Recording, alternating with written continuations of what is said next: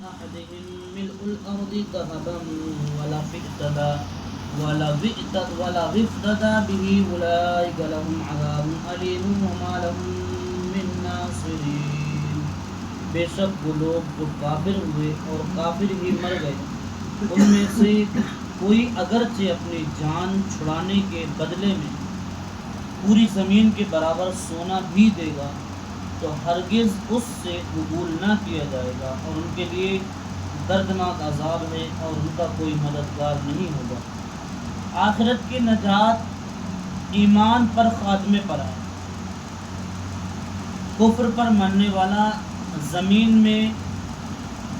بھر سونا بھی اپنے فدیے میں دے دے تب بھی اس کی نجات نہیں ہو سکتی. اور یہ بھی معلوم ہوا کہ نجات کا دار و مدار ایمان پر خاتمہ ہونے پر ہے. اگر کوئی شخص تمام عمر مومن رہا اور مرتے وقت کافر ہو گیا تو اس آیت میں وہ شخص شامل ہو گیا. کیا مطلب؟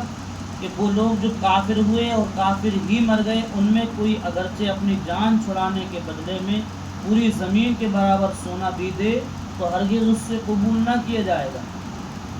تو اگر کوئی شخص ساری عمر کافر رہا لیکن مرتے وقت مومن ہو کر مرا تو اس آیت سے خارج ہے. تو اس لیے صالحین سب سے زیادہ فکر ایمان پر خاتمے ہی کی کرتے ہیں. صالحین مطلب اللہ تعالیٰ کے جو نیک بندے ہیں وہ ڈرتے تھے اس بات سے کہ کہیں ہمارا ایمان سلب نہ کر لیا جائے. اللہ تعالیٰ کے خوف سے کانپتے تھے وہ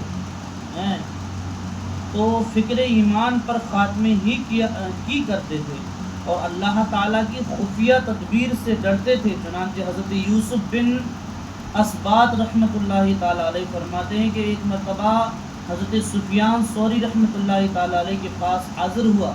آپ رحمۃ اللہ تعالیٰ علیہ ساری رات روتے رہے.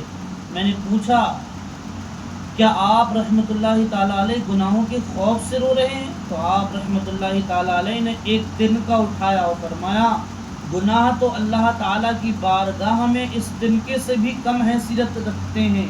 مجھے اس بات کا خوف ہے کہ کہیں ایمان کی دولت نہ چھن جائے. اللہ اکبر. یہ حضرت سفیان ثوری رحمۃ اللہ تعالیٰ علیہ بہت پائے کے بزرگ ہیں، اللہ تعالیٰ کے برگزیدہ بندے ہیں. وہ اس چیز کی فکر کر رہے ہیں. فکر محاسبت بلا حول معاد جاں گزا لاکھوں بلا میں پھنسنے کو روح بدن میں آئی. اللہ صلی اللہ تعالی علیہ وسلم. اللہم صلی